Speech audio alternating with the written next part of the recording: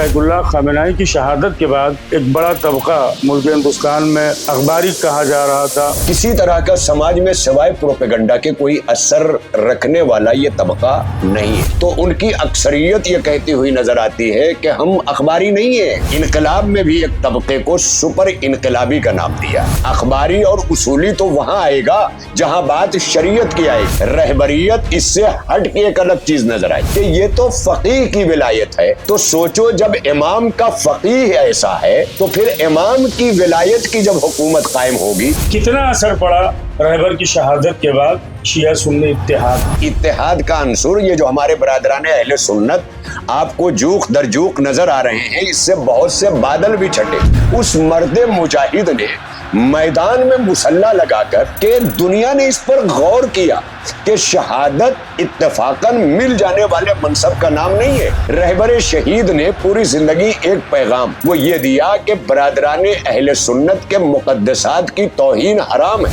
مولانا سجاد نعمانی صاحب کے وہاں پہنچنے کے بعد لوگوں نے ٹرول کیا جس کی کوئی حیثیت نہیں ہوتی ہے، مگر اپنے پروپیگنڈے کی طاقت سے، بد زبانی کی طاقت سے، دوسری طاقتوں کے ذریعہ اپنے علماء کو یا اپنے نظریے کے خلاف جانے والے کو ٹرول کرتا ہے. مطلب جیسے ہی جنگ شروع ہوئی ترنت ایران نے سعودی عربیہ کے جہاں پہ امریکہ کے بیسز تھے وہاں پہ اٹیک کیا. اس نے لوگ کہنے لگے کہ یہ دیکھیے مسلم ممالک پہ اٹیک کر رہا ہے، تو پھر یہ کیسے اتحاد کی بات کرتے ہیں یہ لوگ. تو میں سرزمین مقدس کو چھوڑ دوں، جناب ابراہیم نے کعبے پہ حملہ کیا. غازہ اور فلسطین کے مسائل میں یہی لوگ آڑے آ رہے ہیں. کعبے میں رکھیں گے تو ابراہیم توڑیں گے، سعودی میں رکھیں گے تو ایران توڑے گا. فلسطین کے لیے جمہوریہ اسلامی ایران کا خود رہبر معظم کا جو اسٹینڈ تھا، بہت سارے علماء کی تقریر ہے شیعہ ہونے کے باوجود فلسطین کے لیے لڑ رہے تھے. یہ کہ اگر آیت اللہ خمینی اور خامنہئی نے قبلہ اول اور فلسطین اور مسجد اقصیٰ کے معاملے کو اپنی گود اور آغوش میں نہ رکھا ہوتا تو یہ لوگ اب تک کفر کے فتوے لگا کر کے نہ جانے شیعت کو کہاں پہنچا چکے ہوتے.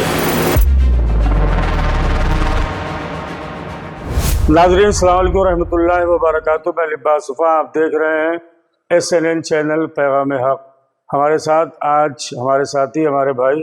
محترم ارشد رضا صاحب ہیں، اور جیسا کہ آپ کے علم میں ہے کہ رہبر معظم شہید مظلوم آیت اللہ خامنہئی کی شہادت کے بعد دنیا میں ایک انقلاب برپا ہوا جس کا اثر ملک ہندوستان میں بھی دیکھا گیا. اس وقت ہمارے ساتھ خطیب اہل بیت مفکر قوم ملت علی جناب مولانا علی اصغر حیدری صاحب قبلہ ہیں. سب سے پہلے ہم مولانا موصوف کا SNN چینل پر خیر مقدم اور استقبال کرتے ہیں، اور برادر ارشد آج اپنی کوشش یہ رہے کہ مولانا موصوف سے اپنے ناظرین کی خدمت میں بیان کر سکیں کہ آیت اللہ خامنہئی کی شہادت کے بعد ملک ہندوستان میں جو اثرات رونما ہوئے ہیں، چاہے وہ شیعہ سنی اتحاد کے اعتبار سے یا ایک بڑا طبقہ ملک ہندوستان میں اخباری کہا جا رہا تھا، اور رہبر کی شہادت کے خون کا یہ اثر تھا کہ ان کے شہادت کے بعد ان کے غم میں وہ پیش رہا. اور اس کے علاوہ ملک ہندوستان میں شیعت کے اتحاد میں خامنہئی صاحب کی شہادت کیا اثر رکھتی ہے، انشاءاللہ ان سوالوں کے ساتھ مولانا علی اصغر حیدری صاحب قبلہ SNN چینل پر خیر مقدم استقبال. السلام علیکم ورحمۃ اللہ وبرکاتہ. السلام ورحمۃ اللہ وبرکاتہ. آغاز سب سے پہلا سوال یہی ہے SNN چینل پر کہ رہبر معظم آیت اللہ خامنہئی کی شہادت کے بعد ملک ہندوستان میں کیا اثرات رونما ہوئے شیعہ سنی اتحاد اور شیعت کے اعتبار سے. بسم اللہ الرحمن الرحیم. SNN چینل کے تمام ناظرین کی خدمت میں بھی ہدیہ سلام و تبریک. اور بہت اچھا سا سوال آپ نے کیا. 28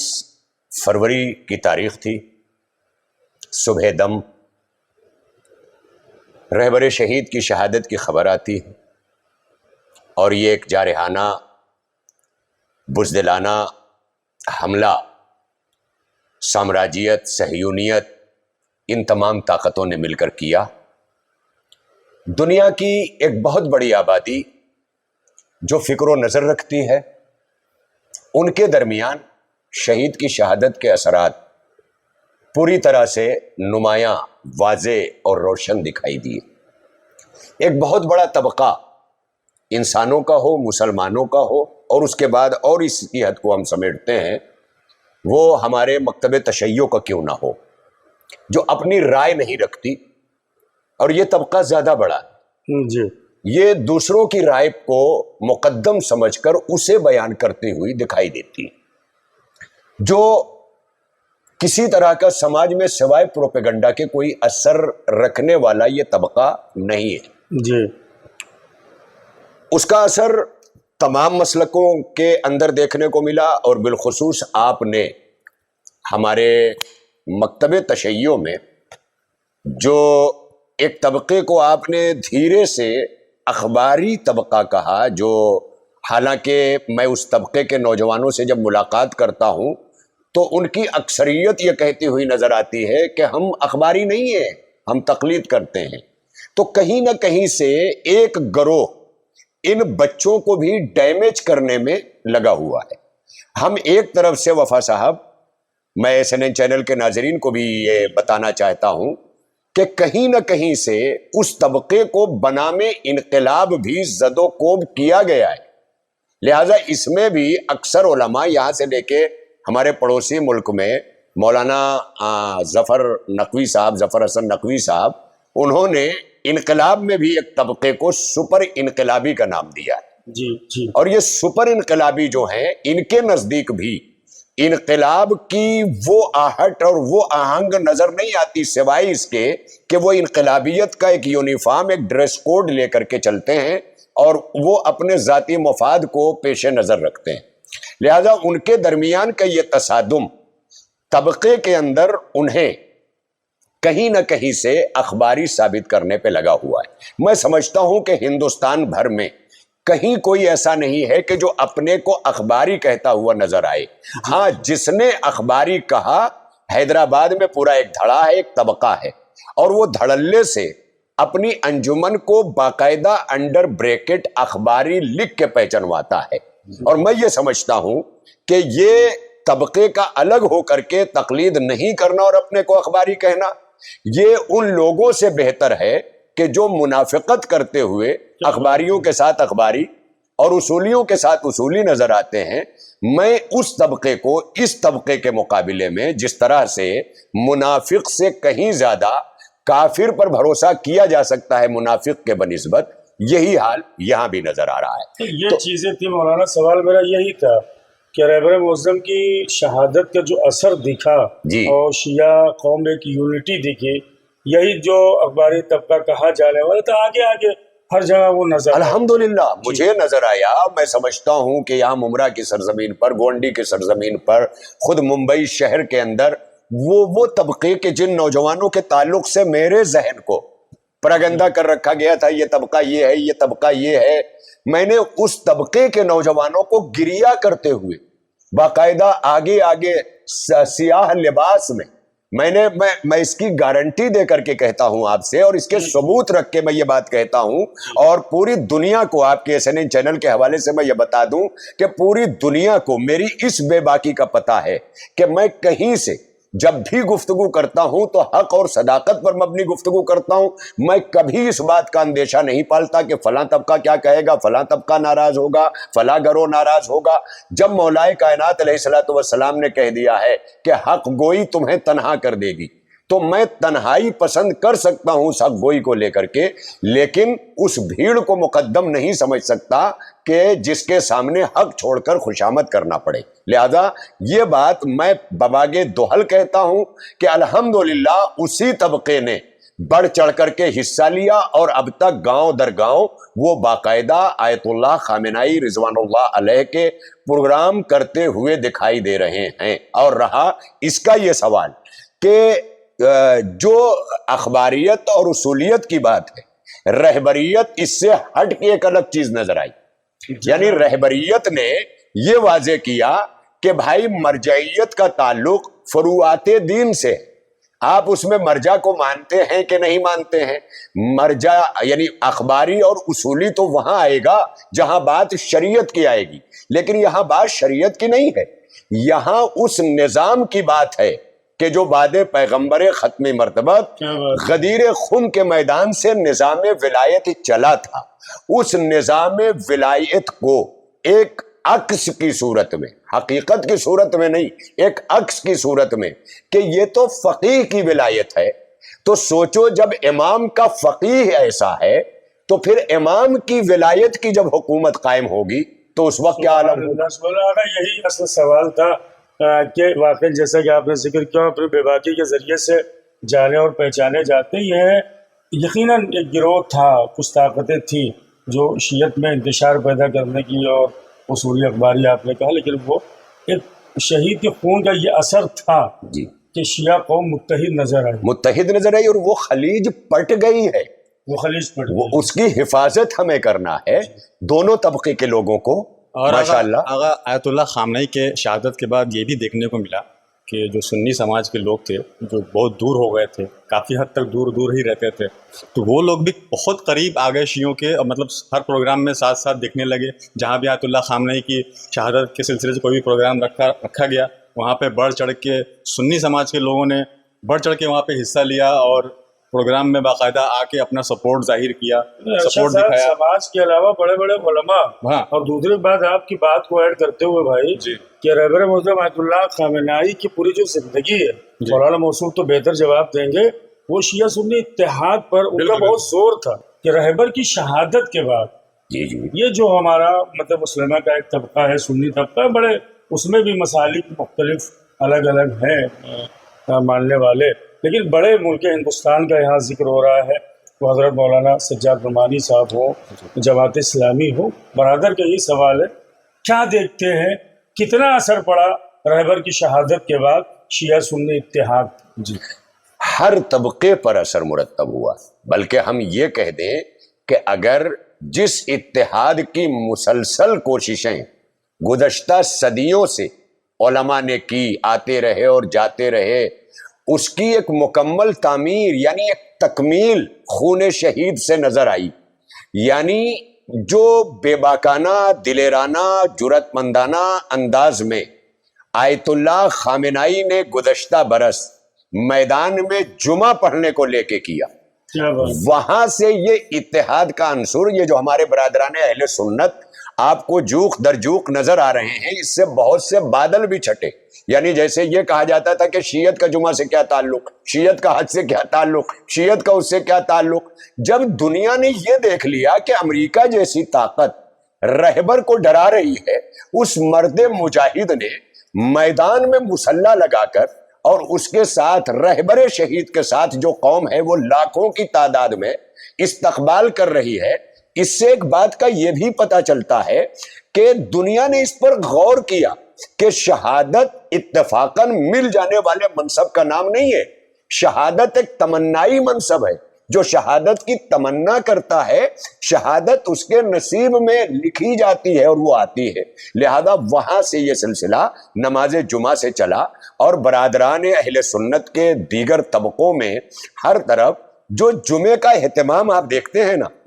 اس جمعے کے اہتمام کو جب یہ دیکھا لوگوں نے کہ جس شیعت پر یہ الزام تھا کہ یہاں جمعہ کی اہمیت نہیں، یہاں اس کی اہمیت نہیں، وہ دیکھا اتنی بڑی اہمیت ہے، لہذا رہبر شہید نے ایک اور کام بڑی حکمت سے کیا، وہ یہ کیا کہ جو چیزیں شیعہ اور سنی کے درمیان دراڑ کا سبب بنا کرتی تھی، ان میں کم از کم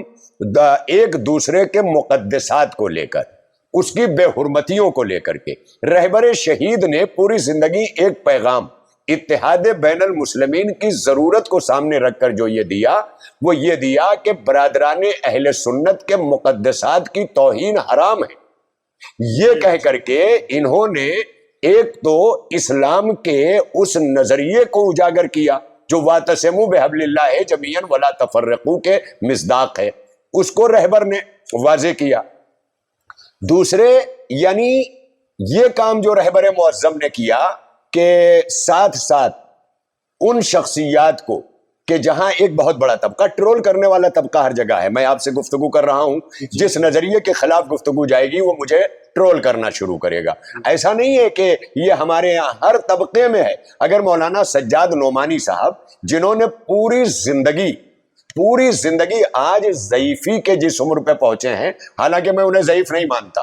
کیونکہ عالم اصل میں اس وقت جوان ہوتا ہے. جیسے رہبر شہید اکثر بیٹھ کر اپنی بزم میں کہا کرتے تھے کہ یہ میرا جسم بوڑھا ہے، اندر سے میری روح جوان ہے. یہ بات کب آتی ہے؟ کیونکہ ایک حدیث شریف میں آیا ہے کہ انسان کا علم اس کے بڑھاپے میں جوان ہوتا ہے. تو مولانا سجاد نعمانی صاحب کے اس وقت علم کی جوانی، جسم بھلے بوڑھا ہو. جب وہ وہاں تشریف لے گئے تو جیسے ہمارے یہاں ایک بہت بڑا طبقہ آپ کے اتحاد کے نعروں پر آپ کو ٹرول کرتا ہے، اسی طرح ان کو بھی ٹرول کرتا ہوا دکھائی دیا.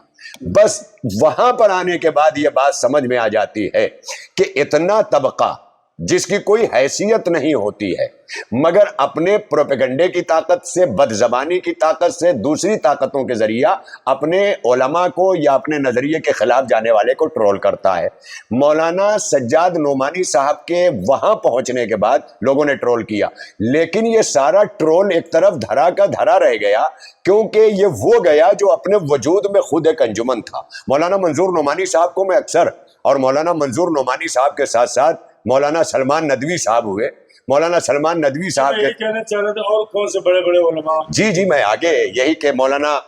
بیانات آئے. مولانا ولی اللہ رحمانی جو آل انڈیا مسلم پرسنل لا بورڈ کے صدر نشین ہیں، ان کے بیانات آئے. حتیٰ کہ کہنے کا مطلب سیاق و سباق کے ذریعے، اشارے کنائے کے ذریعے اور کھل کر کے بھی مختلف ذریعوں سے میں نے مولانا ارشد مدنی صاحب کے یہاں سے بھی، یعنی ایران کے تعلق سے، اس کے ساتھ کے تعلق سے، اور وقت کی ضرورت اور اتحاد کے تعلق سے، ایسے اکابرین کو بھی میں نے باقاعدہ طور پر سوشل میڈیا کے ذریعے سنا بھی ہے، دیکھا بھی ہے. فلسطین کے لیے جمہوریہ اسلامی ایران کا، خود رہبر معظم کا جو اسٹینڈ، بہت سارے علماء کی تقریر دے گا، شیعہ ہونے کے باوجود فلسطین کے لیے لڑ رہے تھے. یہ کیا آپ کی نظر میں کیا ہے؟ کتنا اثر گیا کہ جو ایران فلسطین کے لیے کھڑا رہا، اور ایک اثر آج نظر آیا شیعہ سنی اتحاد پہ؟ کھڑا رہا نہیں، فلسطین کے لیے ایران کھڑا ہے. ابھی کچھ لوگوں کو ولادت سے پہلے ہی درد ذیل شروع ہو گیا. یعنی جب ایران نے امریکہ کے سامنے اپنی شرطیں رکھی تو وہی طبقہ جو اتحاد کرنے والوں کو ٹرول کرتا ہے، مختلف مسلکوں کا، وہ تکفیری گروہ، وہ دہشت گرد داعش گروہ،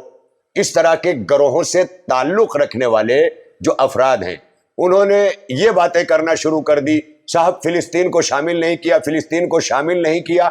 فلسطین پورے شرائط میں شامل ہے. فلسطین اس بڑی شرط میں شامل ہے کہ پورا جزیرہ نمائے عرب مل کر کے امریکہ کو یہاں سے نکال دے. امریکہ کا نکالا جانا ہی عرب سے فلسطین کی آزادی اور قبلہ اول کی آزادی ہے. لہذا یہ جو کہا جا رہا ہے کہ امریکہ اپنے بیسس لے جائے، امریکہ کے بیسس ہٹیں گے تو اسرائیل دم ہلاتا ہوا ایک سدے ہوئے جانور سے زیادہ اس کی کوئی حیثیت نہیں ہوگی. لہذا میں یہ دیکھ رہا ہوں کہ قبلہ اول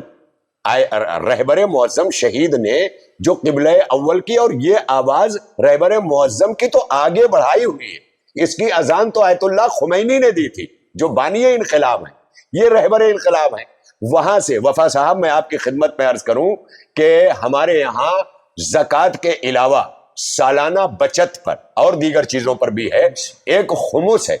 وہ خمس 20واں جو ہے، وہ کہنے کا مطلب 5 جو ہے وہ ہے، یعنی زکوٰۃ 40واں ہے، یعنی 100 روپے پر 4 روپیہ ہے. اور یہ 5واں حصہ جس کا نام زکوٰۃ ہے، 1 روپے پر 20 پیسہ، 100 روپے پر 20 روپیہ ہے. آیت اللہ خامنائی نے ابتدا میں جب ابھی ایران آزاد ہوا ہے، انقلاب آیا ہے اور فلسطین کا مسئلہ سامنے آیا اور باقاعدہ یوم قدس جب قرار دیا تو فلسطینیوں کی مدد کے لیے مکتب تشیع سے کہا کہ آپ اپنے خمس کی رقم سے فلسطینی بھائیوں کی مدد کریں. اور خدا کی قسم یہ معاملہ اتنا بڑا تھا کہ اگر آیت اللہ خمینی اور خامنائی نے قبلہ اول اور فلسطین اور مسجد اقصی کے معاملے کو اپنی گود اور آغوش میں نہ رکھا ہوتا تو یہ لوگ اب تک کفر کے فتوے لگا کر کے نہ جانے شیعت کو کہاں پہنچا چکے ہوتے. لیکن انہوں نے یہ بتا دیا کہ جب پوری دنیا قبلہ اول کو بھولی ہوئی ہے اس وقت بھی جو یاد رکھے ہوئے ہے وہ شیعت ہے اور وہ شیعت کے نمائندے ہیں. لہذا اس چیز کو تمام مکاتب فکر کے علماء نے محسوس کیا, اس لیے یہ اتحاد کے قدم آگے بڑھے. لیکن آغا کچھ لوگ ایسے ہیں, لوگ یہ کہتے ہیں کہ ایران جو ہے وہ امریکہ اور اسرائیل کا دوست ہے, یہ کبھی بھی امریکہ اور اسرائیل پہ اٹیک نہیں کرتا. ہاں بلکہ عرب ممالک پہ, بلکہ عرب ممالک پہ یہ مطلب جیسے ہی جنگ شروع ہوئی ترنت ایران نے عرب ممالک میں جتنے بھی قطر, کویت اور بحرین, سعودی عربیہ کے جہاں پہ امریکہ کے بیسز تھے وہاں پہ اٹیک کیا اس نے. جی لوگ کہنے لگے کہ یہ دیکھیے صاحب یہ تو ایران جو ہے وہ مسلم ممالک پہ اٹیک کر رہا ہے, تو پھر یہ کیسے اتحاد کی بات کرتے ہیں یہ لوگ. تو اس طریقے کے الزام کچھ لوگ ہیں جو لگاتے ہیں ہم لوگوں کے اوپر. میں نے کہا یہ وہی طبقہ ہے, میں آپ کی پوری بات سمجھ گیا, یہ وہی طبقہ ہے جو طبقہ کہیں نہ کہیں سے صرف ایران کے خلاف پروپیگنڈے کرنا چاہتا ہے. ورنہ میں آپ کی خدمت میں یہ عرض کروں کہ کیا سعودی یا یہ جتنے عرب ممالک آپ نے نام لیے, قطر ہے, بحرین ہے, کویت ہے, کیا یہ سب یہ تسلیم کرتے ہیں کہ یہ جو امریکن بیس ہیں یہ ان کے ہیں؟ اگر وہ یہ کہیں کہ ہاں یہ ہمارے ہیں تو یہ ہوگا کہ یہ حملہ ان کے اوپر ہے. لیکن جب یہ امریکہ کہہ رہا ہے کہ یہ بیس ہمارا ہے تو یہ عربوں پہ کہاں حملہ ہے؟ نہیں, لیکن فتنہ انگیزی کرنے والوں نے کوشش کی, لیکن یہی میں آپ کے ناظرین کو آپ کے ذریعے, آپ کے سوالات کے ذریعے یہی بتانے کی کوشش کر رہا ہوں کہ یہ بیسز جو ہیں یہ دراصل امریکہ کے ہیں, اور امریکہ کے بیسز پہ حملہ کرنا وہ ان کی سرزمین پر حملہ نہیں ہے, یہ امریکہ کے بیس پر حملہ ہے. اور وہ تو مجتبی خامنائی جو اب مقام معظم رہبری کے ابھی فرما روا ہیں, انہوں نے واضح لفظوں میں کہا کہ اب اگر ہمارے کسی لیڈر, کسی رہبر اور کسی کو بھی نشانہ بنایا گیا تو ہم ان شاہوں کو بھی, ان کے محلوں کو بھی نشانہ بنائیں گے. یہ اس کے اندر کون سا راز پوشیدہ ہے آپ یہ سمجھ لیجئے. یہیں سے ایران ایک آپریشن کر رہا ہے, جیسے چیڑ کر کے دل دکھا دیا جائے کہ اس دل میں کیا ہے. ایران آپریشن کر کے یہی دکھانا چاہتا ہے کہ دراصل غزہ اور فلسطین کے مسائل میں یہی لوگ آڑے آ رہے ہیں. اگر ان لوگوں نے امریکہ کو بیس بنا کر اپنے یہاں نہ پالا ہوتا تو آج گریٹر اسرائیل بنانے کی اس کی ہمت نہ پڑتی. لہذا گریٹر اسرائیل کا خاتمہ کر کے ایران پوری دنیا کو یہ پیغام دینا چاہتا ہے کہ بھائیو ہم جو ہے وہ ان کی زمینوں پر عرب کے حملہ نہیں کر رہے, بلکہ ابھی آپ نے گزشتہ دنوں کی نیوز میں دیکھا ایران سب کے ساتھ مذاکرات اور ٹیلی فونک گفتگو کر رہا ہے. ابھی آج دورے پہ بھی جا رہے ہیں, عرب دیشوں سے ملاقات کی, ابھی عمان, سعودی اور آپ کے کہنے کا مطلب قطر اور ایران, یہ چار لوگوں کی کا ایک اتحاد بنتا ہوا نیوز کے ذریعے سمجھ میں آ رہا ہے. لیکن ایک نیوز آئی تھی کہ ویسٹرن میڈیا سے ہی آئی تھی کہ جو اپنا محمد بن سلمان ہے وہ لگاتار امریکہ کو یہ کہہ رہے تھے کہ آپ ایران پہ اٹیک کرو, ہم آپ کے ساتھ ہیں. تو اس کو کیسے دیکھتے ہیں آپ, یہ کہ نیوز صحیح ہے یا پھر یہ افواہ ہے؟ تو UAE بھی تھا, وہ تو کھلم کھلا کہہ رہا تھا, لیکن یہ ویسٹرن میڈیا کے حوالے سے خبر آ رہی تھی کہ محمد بن سلمان. بالکل میں بھی دیکھ رہا ہوں, میری نگاہ بنی ہوئی تھی, لیکن ہاں اس پر جو میں کہنا چاہتا ہوں وہ یہ ہے کہ اول تو ویسٹرن میڈیا یہ چاہتا ہے کہ کسی طرح سے ایران ان تمام چیزوں کو سنے اور سن کر کے بن سلمان یا کویت کا جو سعودی کی سرزمین پر ایران اس غصے میں حملہ کر دے. لیکن یہ حکومت جو ہے ویسٹرن دنیا کی یہ بھول گئی ہے کہ ایران وہ علی والے ہیں جو عمر بن عبدود کے سینے پہ چڑھ کے بھی اس لیے اتر آتے ہیں کہ یہ غصہ ہمارا ذاتی نہ کہلائے بلکہ اللہ کے لیے کہلائے. ایران اس جنگ میں یہی ثابت کرنا چاہتا ہے. اور رہا ایک بات اور کہ جو لوگ شروع سے یہ بات کہتے ہوئے آ رہے ہیں کہ یہ سرزمین مقدس پہ حملہ, سرزمین مقدس پہ حملہ, تو میں سرزمین مقدس کو چھوڑ دوں, جناب ابراہیم نے کعبے پہ حملہ کیا تھا. استغفر اللہ, آپ کہیں گے یہ کیا کہہ رہے ہیں آپ, کعبے پہ حملہ؟ تو میں نے کہا پھر کعبے پہ حملہ نہیں کیا تو کیا کیا؟ تو ارشد صاحب نے کہا کعبے پہ حملہ تھوڑی نہ تھا، وہ تو کعبے میں جو بت رکھے گئے تھے ان کو توڑنے کے لیے گئے تھے۔ ایران بھی یہی کر رہا ہے کہ جو امریکہ وغیرہ کے بت یہاں رکھے گئے ہیں ایران انہی کو توڑ رہا ہے۔ کعبے میں رکھیں گے تو ابراہیم توڑیں گے، سعودی میں رکھیں گے تو ایران توڑے گا۔ ارشد بھائی وقت زیادہ ہو رہا ہے، انشاءاللہ اگلے ایپیسوڈ میں مولانا موصوف سے آخر میں پھر میں خلاصہ چاہتا تھا کہ رہبر معظم آیت اللہ خامنہئی کی شہادت کے ملک ہندوستان میں کیا اثرات رونما ہوئے، اس لیے کہ آپ پل پل پہ نگاہ رکھے ہر قوم و مسلک کے اعتبار سے ہمارے ناظرین کی۔ بس میں یہی کہوں گا کہ یقیناً آپ کی شہادت کے ذریعے ملت مسلمہ کے درمیان جو اتحاد کی لہریں کروٹیں لیتی ہوئی آگے بڑھ رہی ہے، انشاءاللہ میں تمام مسلکہائے اسلامیہ سے یہ کہوں گا کہ اس اتحاد کو برقرار رکھیں، اور اتحاد کو باقی رکھنے میں قوت برداشت کا سب سے بڑا سہارا ہوتا ہے کہ ہم ایک دوسرے کو جب قریب آئے ہیں تو سمجھنے کی کوشش کریں، اور رہبر کے اس پیغام کو جو انہوں نے اپنی زندگی بھر دیا، جب دنیا نہ سمجھ سکی تو خون بہا کر اس پیغام کو دے کر کے بتایا کہ دیکھو جس راہ کا میں راہی تھا اسی راہ سے جام شہادت نوش کر کے جا رہا ہوں۔ اب بھی اگر تم میں غیرت اسلامی ذرا سی بھی ہے تو یاد رکھنا کہ میرے مقصد کو نہ بھول جانا۔ میرا مقصد کرۂ ارض پر اتحاد بین المسلمین ہے۔ اور آخر میں آپ کو نوید دے رہا ہوں کہ علامہ اقبال کا وہ خواب سچ ہونے جا رہا ہے کہ اب تک ویسٹرن دنیا یہ فیصلے کر رہی تھی۔ کل میں آخر میں ایک جملہ کہنا چاہتا ہوں کہ کل ابھی میں ایک نیوز جو ہے وہ شرما جی کی سن رہا تھا، جو ایران پر بہت ہی بہترین جو ہے ابھیشار شرما، نہیں ابھیشار شرما نہیں، یہ جو کہنے کا مطلب دیپک شرما جی، دیپک شرما جی نے بہت اچھی سی بات، بہت پیاری بات انہوں نے کہی کہ کل ایران کے باقاعدہ ایک لیڈر نے امریکہ کی قوم کو سمبودھت کرتے ہوئے یہ باتیں کہی ہیں کہ دیکھو یہ جو کچھ امریکہ تم سے چھپا رہا ہے، جنگ کا خرچہ اتنا ہے تو تم کو 25 پیسے بتا رہا ہے، آنے والے وقتوں میں تمہارے ساتھ یہ ہوگا، تم مواخذہ کرو اپنے لیڈر سے، یہ تمام چیزیں۔ تو ان کا دیپک شرما جی کا آخر میں ایک جملہ تھا کہ وقت بدل چکا، اور اتنا بدل چکا کہ اب تک ایران کی رجیم کو امریکہ سمبودھت کرتا تھا، اسرائیل کرتا تھا، لیکن آج ایران وہاں پہنچ گیا کہ آج امریکہ کی عوام کو سمبودھت ایران کر رہا ہے، جو اس بات کی دلیل ہے کہ علامہ اقبال کہہ رہے ہیں کہ تہران ہو اگر عالم مشرق کا جنیوا، شاید کرۂ ارض کی تقدیر بدل جائے۔ تو علامہ اقبال کا وہ خواب شرمندہ تعبیر ہونے جا رہا ہے، اور انشاءاللہ آنے والے وقتوں میں اسی طرح اتحاد امت کے قیام کے ساتھ تہران ایک دن عالم اسلام کا جنیوا بنے گا، عالم مشرق کا جنیوا بنے گا۔ اور اسی کے ساتھ میں آپ کے تمام SNN کے ناظرین کو یہ کہتا ہوں کہ فقط آپ پروگرام کو سنیے ہی نہیں بلکہ رہبر کے اس پیغام کو بھی عملی طور پر نافذ کیجیے۔ ناظرین SNN چینل پر برادر ارشد رضا اور خطیب اہل بیت مفکر قوم ملت علی جناب مولانا علی اصغر حیدری صاحب قبلہ کے ساتھ آیت اللہ خامنہئی کی شہادت کے بعد کیا اثرات ہندوستان میں رونما ہوئے، SNN براڈ کاسٹ میں آپ یہ دیکھ رہے تھے۔ انشاءاللہ ہماری اور ارشد رضا کی کوشش جاری رہے گی کہ دیگر ہم علماء کی خدمت میں جائیں اور اس طرح کی معلوماتی گفتگو آپ کی خدمت میں پیش کرنے کی کوشش کریں۔ ہمیں دیجیے اجازت، والسلام علیکم ورحمۃ اللہ۔